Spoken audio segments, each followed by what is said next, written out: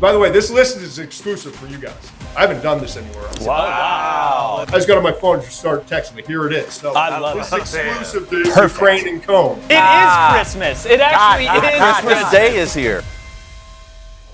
The college football season is almost upon us. There are a lot of dynamite players that we've talked about, we'll continue to talk about. But today we have a brand new guest. Haven't had him on before. You're going to know who he is. He's going to talk about the top 10 players, regardless of position, in college football. He's done this for a living for a long time. We're going to bring him in a second. David Cone, former Michigan quarterback. All three kids at school now. Oh, officially today. Crazy. Yeah. Absolutely Wild crazy. stuff. Blaine Crain, former Western State Colorado wide receiver. Congrats to you. Yeah. The new baby. Hey, you have twice as many kids as the last time I saw you. We're playing man coverage. We're making sure we have mature eyes. You know, we're keeping our leverage. Right now, I'm just trying to get any type of sleep. But let's get to the college football players. I can tell you about my family later.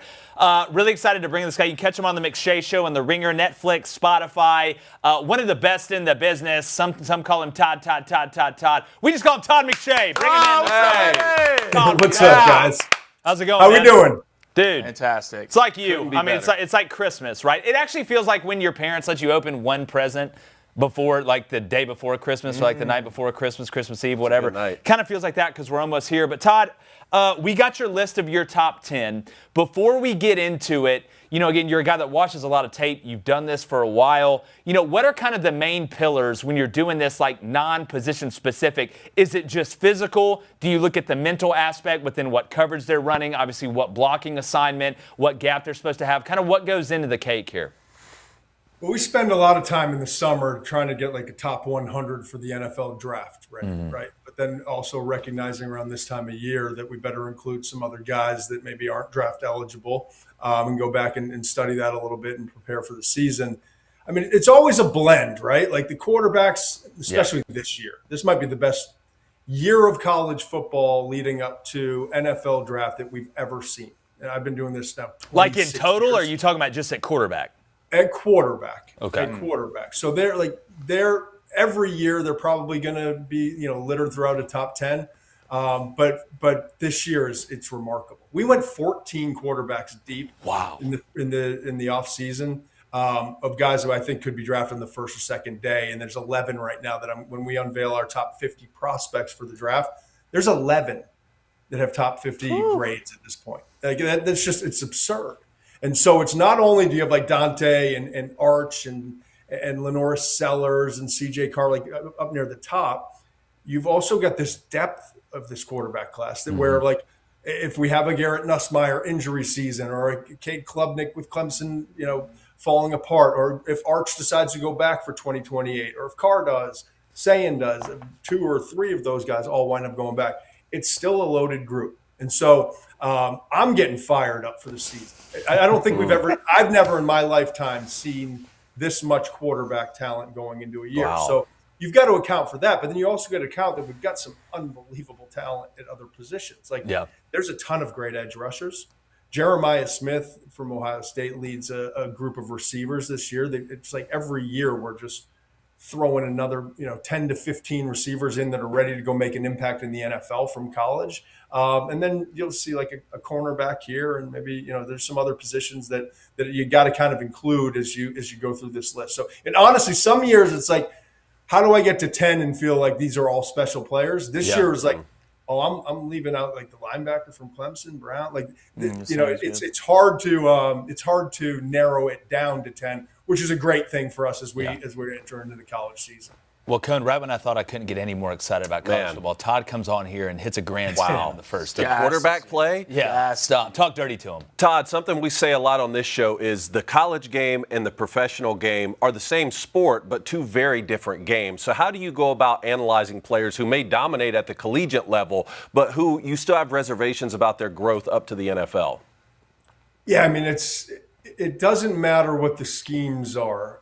We've seen for a long time, right? You guys know this. For a long time, the NFL trickled down to college. And then there was this period in which it felt like college was trickling up to the NFL. And now I think we've almost kind of met in the middle. And you'll hear a lot of older NFL people like quarterbacks aren't coming in developed and they don't understand the game.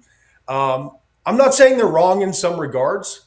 But I am saying, like, I've got an 11-year-old son who's about to turn 12, and I'm going to go to like M2 QB camps here in Massachusetts. Not a hotbed for quarterbacks, but it's the best place where they train quarterbacks around here. And all of a sudden, you got Vargas going to Ohio State and Indiana recruit, and so like there's like 4 or 5 guys. So all around the country, what we are seeing, even in this, and I played high school football in Massachusetts, so like it's like if you can make fun of your own, right? Yeah. I get it that this isn't necessarily the hotbed, but I feel like there's a gap that's being bridged in how we develop quarterbacks, like mechanically, process, the scheduling, which has been great to see. And so I think we're starting to see a better version of quarterbacks in terms of like getting the ball out, similar mechanics, using hip rotation, all that stuff. And so when you get to the college game now, yeah, there's a lot of systems that aren't preparing you for what could be an NFL system with all this verbiage and different progression reads and less, of the RPO stuff.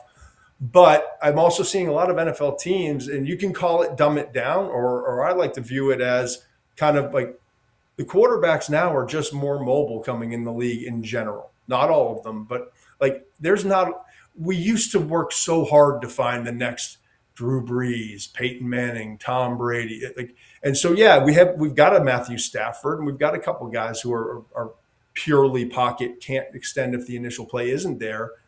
But I want to like remind you that like Josh Allen wasn't the guy that Josh Allen is now when he came in the league. Lamar's accuracy was not where it needed to be, the processing, all of that. Look at his growth. Jalen Hurts from coming to Alabama, Oklahoma. What is he in the last 5 years compared to the first few years? So the league is developing quarterbacks, and the trick is there's got to be a mobility element if you're not coming in with a great understanding coming from one of the elite programs that are developing you properly. And so I look around, like we just did this exercise on our show today, right? All these we did top 10s for the Big Ten and the SEC. Like you look at the Big Ten, yeah, Dante Moore's a pocket passer. Julian Sain's a pocket passer with some more mobility than I think people give him credit. But whether it's Mayava at USC, Iamaliava at UCLA, Damon Williams from Washington, all 3 of those guys, by the way, considered like legitimate first, second, worst case third round prospects going to the NFL. Malik Washington at Maryland is unbelievably mobile. Bryce Underwood at Michigan, Calandria in Nebraska, Colton Joseph, Wisconsin, and then the same in the SEC with Trinidad Chambliss. Arch Manning's a better athlete and runner than he is pure passer right now. LaNorris Sellers, Gunnar Stockton, Sam Levitt. Like mobility has become such a part of this position where I think everyone's kind of adjusting, NFL and college, to that's a great thing to have in your bag. It can't be your best trait when you get to the NFL or your only trait, but to have that when the play breaks down or as a rookie, you don't have the answers to the test by your initial reads. Like that's an asset. Yeah. It's not like the old, he's a dual threat. He can't play in this league, Yeah. Well, I mean, Glenn, we always say it. The more ways you can hurt a defense, the more you will hurt a defense. It's always good to have a deeper bag. Todd, before we get to this list, which is fantastic, by the way, I want to see, did you have any literally HMs, maybe some honorable mentions that were just right outside of your top 10 that, it was tough? It was tough trying to find them a spot that 1 through 10? I think Yanze Pierre, I was surprised. The Alabama edge when I went and watched his tape. Because I was like, yeah, he's a good pass rusher. I know he's put up some numbers. He's kind of like, I don't want to say came out of nowhere. I actually thought he was like a redshirt freshman last year. He just didn't do a whole lot. And then found out like, oh, he's a redshirt sophomore. He's eligible. So, and then I watched his tape. Dude's a freaking coaching clinic. He's an absolute coaching clinic. Like one of the most technically sound, eye discipline, gap responsible, physical, tough SOBs that you'll find. I went probably 45 minutes longer than I wanted to just watching his tape because it was so much fun to watch. So he's an example of a guy who's an honorable mention that I think is going to be higher in draft rankings when we start this thing up than people would expect. Sammy Brown, I mentioned the linebacker from Clemson is such a dude. I don't think I wound up putting. By the way, this list is exclusive for you guys. I haven't done this anywhere else. Wow. Let's go. Todd McShay. Marissa said, hey, they want a top 10 players in college football list. I was like, I just got on my phone and just started texting me. Here it is. So I love this it. is exclusive to Crain Cone. Yes, it is Christmas. It actually is Christmas Day is here.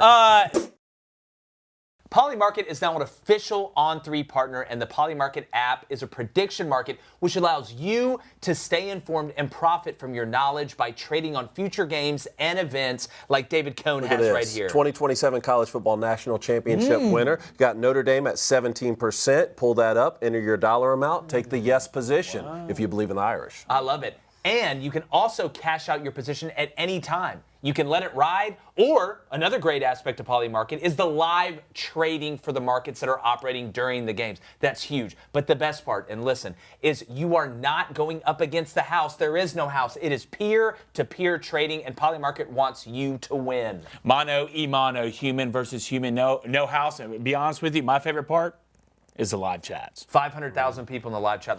500,000. And right now, if you use promo code ON3, that's ON3, you get $20 upon sign up when you deposit 10. That's right, you deposit 10, you get 20. So download the Polymarket app and start trading today.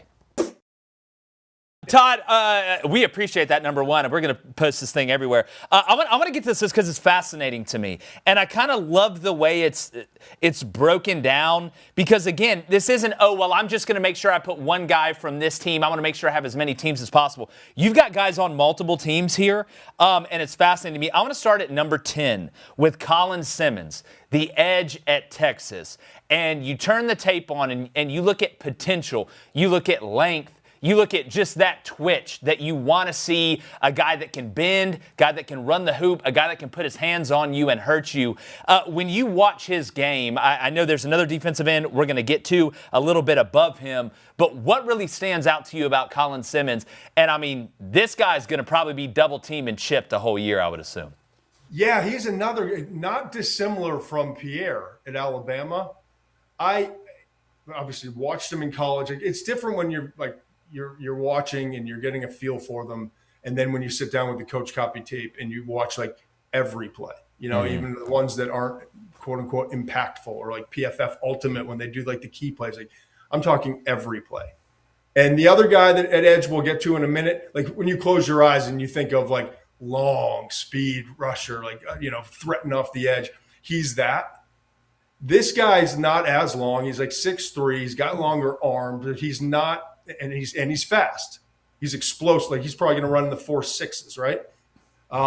But he plays a complete game too, and he's violent and he's nasty and he plays 4 quarters and he will chase you down and he will like get into your pads and jack you up. I'm not saying he's Will Anderson, Colin Simmons, but like there's some of that. Like I'm going to do everything the right way. I'm going to do it with a nastiness about it. And when we're done with 3 quarters, you're not going to want to play the 4th quarter against me because you're broken, and that's the way he plays the game. And he sets that tone for the Texas defense, which has been, awesome the last couple of years. And he's been a major reason why. I didn't expect to see that down in, down out physicality, mean streak, and violence that I saw on tape from him. So I'm excited to talk more about him as the season goes on because I think there's a misperception. Oh, yeah, he's like that fast guy who just runs off the edge and collects sacks like Pac-Man. Like, nah, that's not him, man. Like, he's 4 quarters, get after you. Well, and Muschamp gets his hands on him, Cone. He's going to be biting. You thought he was upset early. He's going to be biting through fences. Psycho. So how about his teammate at Texas, wide receiver Cam Coleman? What stands out, and who's a good comp for him in the league? I think I went with like T. Higgins, maybe. I like that. I like that. And maybe some. I'd have to go back and look. What stands out first of all is he is used to adjusting to the football. I mean, it's the kindest way. That's the nicest way I've ever seen it say the quarterbacks were. Believe me, we're from me and Blaine are from Auburn, Todd. I mean, I used to go duck hunting when I was a kid, and I didn't see as many ducks. All my wide receivers were used to adjusting to the football too. Mine too. So I understand the concept, but like working back away from his frame, momentum going one way, having to go up and reach. He makes some spectacular catches. I think there's no question his physical tools, man. Like he is tall, he is long, he is fast, he's a big play waiting to happen. I was expecting to see a little bit more like maybe the efforts up and down, maybe like he's kind of a dog at times. I didn't see that. I think it's really hard as a receiver when the targets are inconsistent, when you don't have this trust with your quarterback. I think it's hard to kind of get into a rhythm, and you don't hear that much as a receiver. But some receivers like to get a catch early in the game, like take a hit, like feel like they're part of it. Yeah, some receivers they want opportunities in certain. I just never felt like he was able to rely on, I'm going to get into a rhythm in the first quarter and a half of this game, The thing, when he did make a mistake, I don't know why this jumped out, but it really did. Because I think I had heard he's up and down and you don't know what you're getting from him and maybe you're getting a little bit of this. He made a few mistakes, had a couple drops, kind of didn't get in the right spot. He then, for whatever reason, his best games came after a bad drop or a critical error or something like that. He would bounce back. There were 3 games where he did something like the first quarter or first half, and it was like, oh, is he going to go in the tank? Because I'm watching for that. And in fact, it almost woke him up. It's like a quarterback when you take that big hit. Like most guys that are kind of good at what they do, when they take that big hit, it's like you kind of shake it, like, all right, let's go.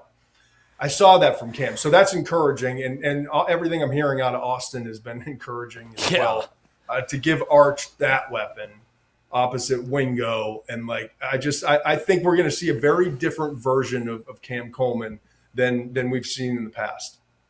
Yeah, the weapon systems at Texas are plutonium. Him and Ryan Wingo on the other side is going to be a problem. Hey, this guy's one of my favorite players in college football. I mean, coming in number 8, that's Malachi Toney at Miami. I think he has one of the deepest bags when it comes to running routes, some of the best feet, some of the best IQ of reading a quarterback. Todd, and this guy's not 6'3", all right, he's not 6'4", some of these other receivers you have on this list. What makes Malachi Toney the 8th best player in college football to you? Yeah, I don't think it takes a super scout to figure out just how twitchy this guy is, right? And the speed, the explosiveness, But it's been referenced. I'm not breaking news here, but it's rare. You almost never see a guy come in and be like, "Yeah, I'm ready." You want me 5 to 7 yards, crisp break, working back to the quarterback, little things over the middle, he does it all. It's like watching a 10-year, like a Hines Ward, a seasoned veteran when they were doing all the little things, but he's got all the only thing he's overcoming is his lack of size. Yeah. But he's got this quickness and explosiveness to his game, but he's always where he needs to be. And he's like, in the competitiveness, you can see it on tape. So I love him. I look at Malachi Toney and I'm like, are there really 7 other better players in college football? And then you look at the list ahead and you're like, yeah, maybe. This year's different, and the quarterbacks you've got to account for, as I said. But I think what I have him is behind. Yeah, I've got him as the number 2 receiver behind Jeremiah Smith, and Jeremiah Smith is generational. Yeah. So it's not a slight, even though at 8, even when you said 8, I was like, I put him at 8, huh? But it makes sense. It's a high-class problem. That's how loaded the talent level is going into this college football season. Well, it feels like Malachi, even as a freshman, got as much out of himself and his body as he possibly could. He's only sorry, I don't mean to jump in. Carson Beck had an awesome year, right? He really did. And he re-transformed his image and the way he played the game, and it was great to see. Darian Mensah is the most underrated quarterback in the country coming into the year. I watched Darian Mensah's tape from an NFL lens and was like, there's not as big a gap in terms of what they do, and they're very similar ways they go about it between Dante Moore at Oregon and Mensah. And so now you've got this quarterback that comes in, and assuming everything gets picked up quickly, the way that Cam Ward did, the way that Carson Beck has. So if that train keeps rolling, where new quarterback got the system off and running, here we go. Mensah's is the touch, the timing, the placement, leading receivers, catchable ball, layering it. With Mensah there, I think Toney can be even better this year, which is saying a lot, obviously, coming off that year in 2025. Well, the scramble drill, I think, is going to open up some things for them that it really didn't last year. I want to go ahead and go to 7 and 6 here, Todd, because they're on the same team. It's Dylan Stewart at 7. Maniac off the edge. If he can keep his composure. Yeah, he's got to calm. Kicking open doors and clearing out rooms. For sure. And then LaNorris Sellers at 6, which we have been high on LaNorris Sellers, and I want to get to Dylan Stewart, but with LaNorris, I don't think a lot of people understand the offensive line has been so bad at South Carolina while LaNorris has been there. He's ran away from everybody except the police while he's been there. So, like, when I look at the talent, it's like this could be a guy that goes to an NFL team. Maybe he's late first round, second round, something like that, and he's surrounded by better players and a better offensive line, and we're like, oh my God, this dude is super talented. I mean, Todd, the potential for this guy physically and ability-wise, is he a natural passer in your mind is what I wanted to ask about LaNorris. He's better than people think and better than even I thought as a passer, but he's still not there. I think you can – I don't think that there's I think it's relatively similar. Let's put it that way. Yeah. In terms of where they are efficiency-wise, reliability in certain throws, he and Arch not that big a difference. Right now. Yeah. I want to see the growth. I think bringing in Kendall Briles is gonna help. I think that it was very clear between the lack of protection, inconsistency at wide receiver, and then an apparent disconnect in system, what we're doing offensively versus what I want. Maybe I want to be doing, or maybe what I'm best suited to do. That was apparent to me.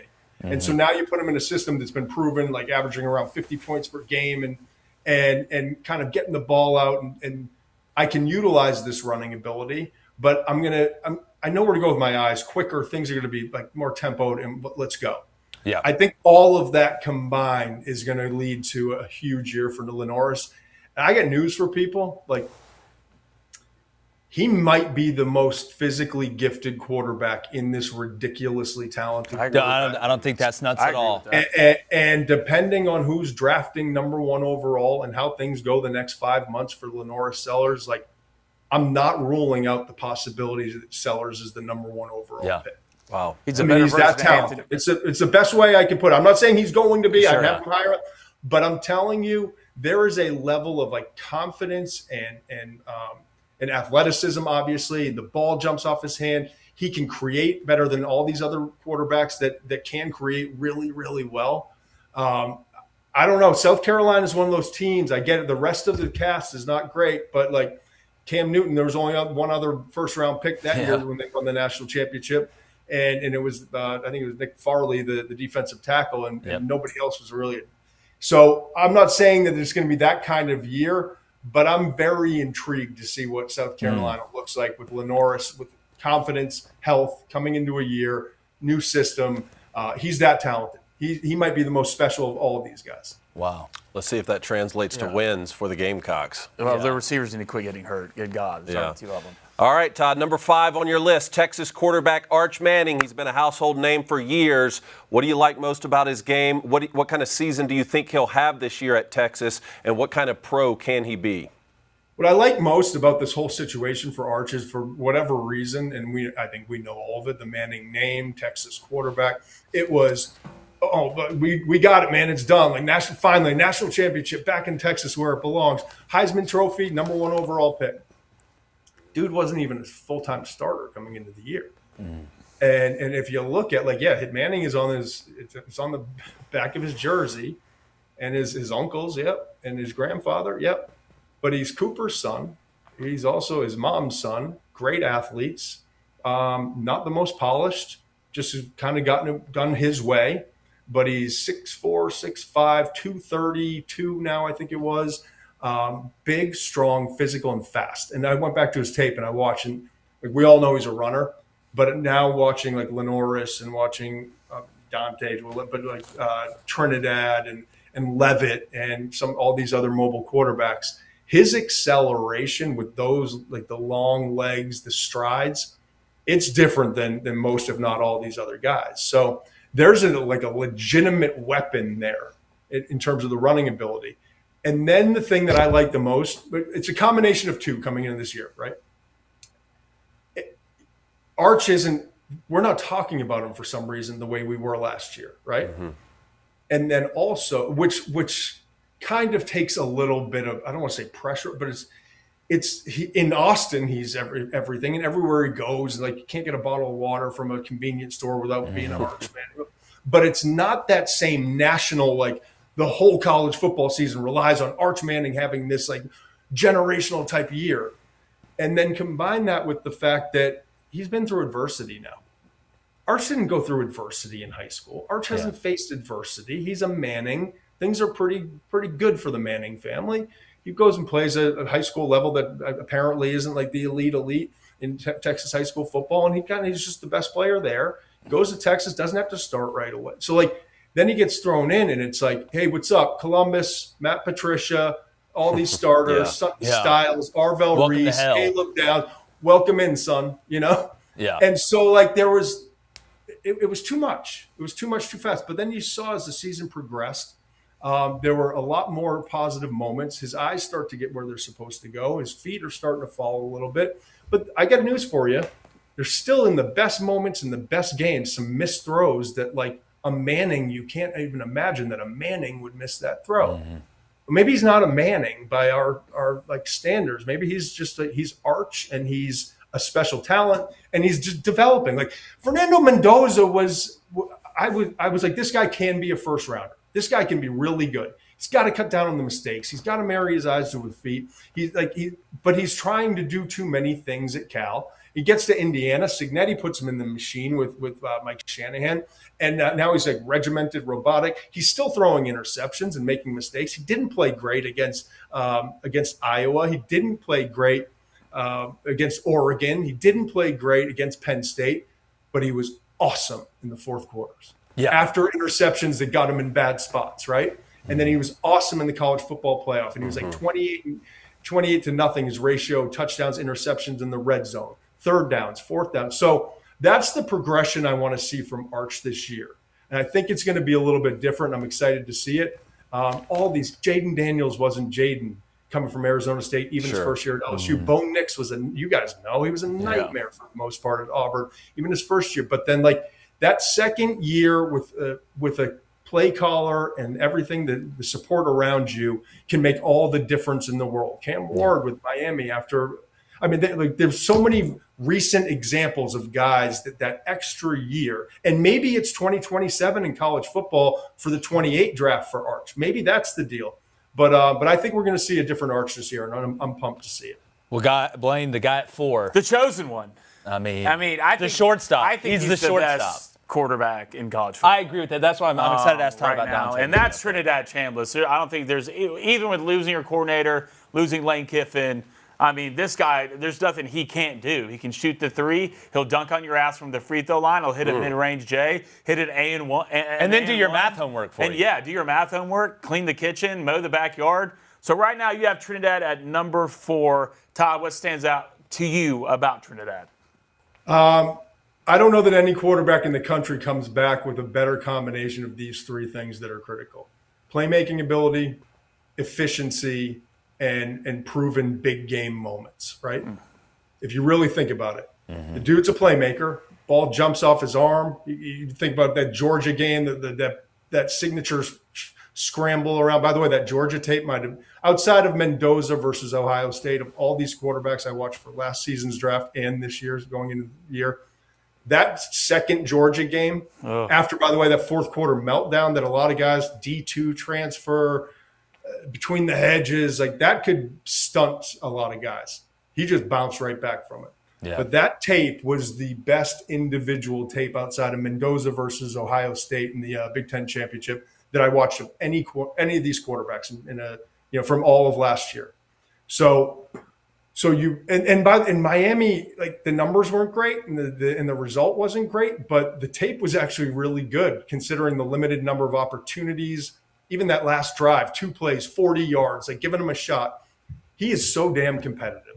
Yeah. He plays under control. He can beat you with his legs. He can beat you with his arm. I thought he got more precise as a passer as the year went on. It'll be different without Lane this year. And I think it would be a mistake to think, well, he was fine in the playoff. And I think now opponents have an off season to kind of look at his tendencies and without Lane there and will they be able to press the right buttons at the right time? And maybe they will. Yeah. They did in the college football playoff, but like that's going to be interesting to watch. But this dude, there's something about him, right? Like it's hard not to pull for the Ferris State Division II guy who comes in, wins the job, injury, takes over, and has that run. But the people in that town, the people in that program, the teammates that he had, like we're at the Manning Passing Academy, and there's some punks who are like, I don't know, 15-year-old like campers there that are kind of booing Arch because they were probably fans of another team. Like I can't imagine something more disrespectful, and I just like I don't want to go out and choke some kids out. Yeah. But the point of the story was all these unbelievable quarterbacks, right, from around the country. The young man that like everyone was just like the crowd noise, the level. I think he's like one of the 2 or 3 faces of college football coming into this year. I think everyone nationally and certainly down south, like they've embraced this Trinidad Chambliss story. And now he's like, okay, Lane, thanks for your time. I'm staying here. Yeah. There's like a loyal, I don't know. Whatever your reasoning for loving him is, I think there's a lot of people nationally that just love this cat and being around him.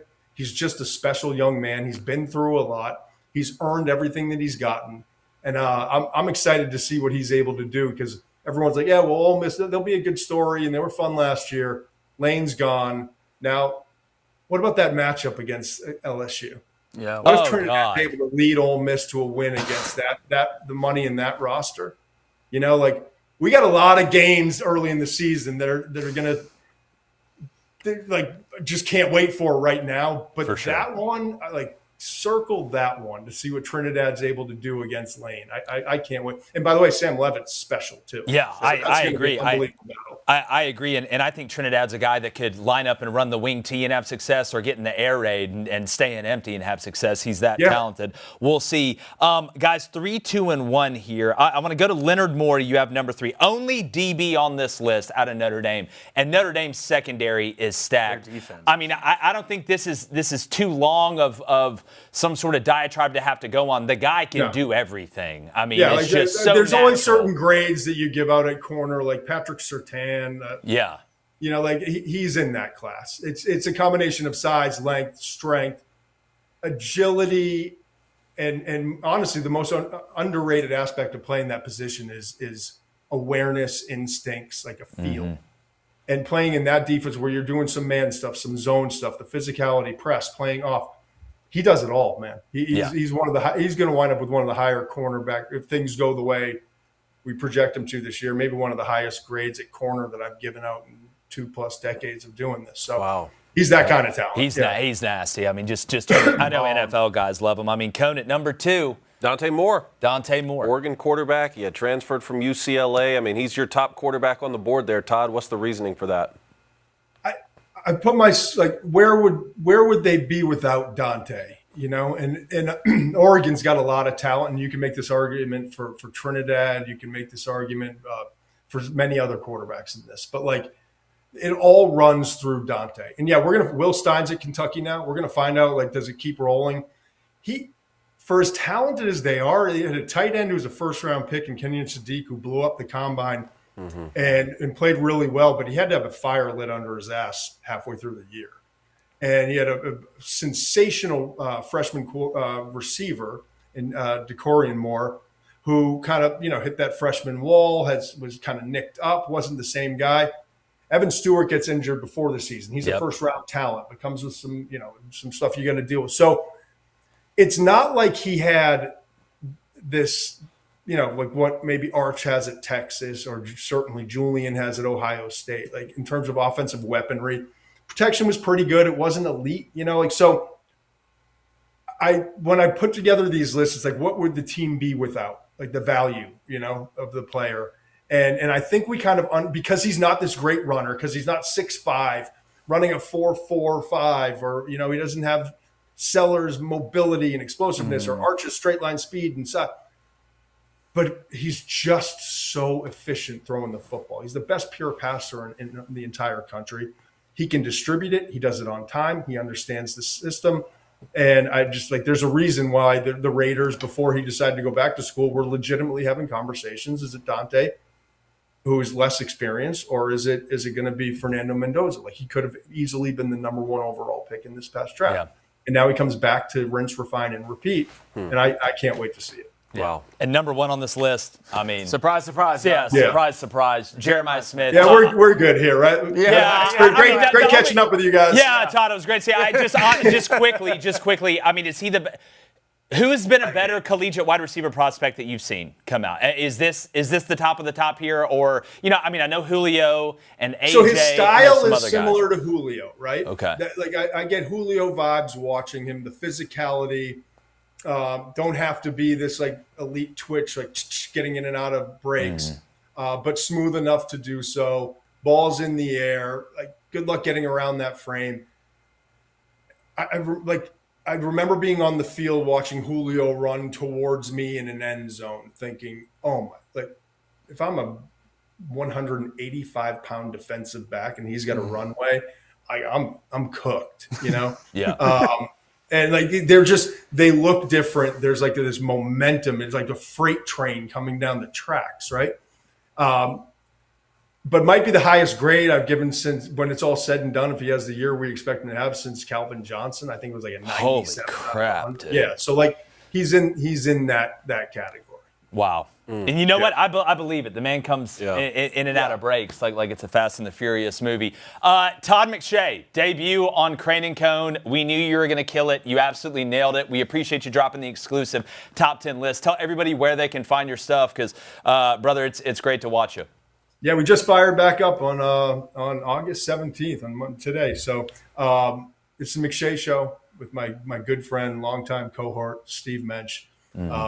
And you can find us on Netflix now, Spotify, Apple, wherever you get your podcasts. We also have our database we're building. I mentioned the top 50 that we're going to drop starting the season. We continue to build that out following the draft throughout the season. That's at theringer.com/McShay. And then the McShay Report's a newsletter you get in your inbox. And you can find that there at that website as well, theringer.com/McShay. So appreciate it. Todd, we appreciate it. We'd love to have you back. We appreciate you guys joining us. Let us know who is your top 10 in the comments. Make sure you're subbed. We're almost to kickoff. Remember, without you, there is no us. But for now, we're gone.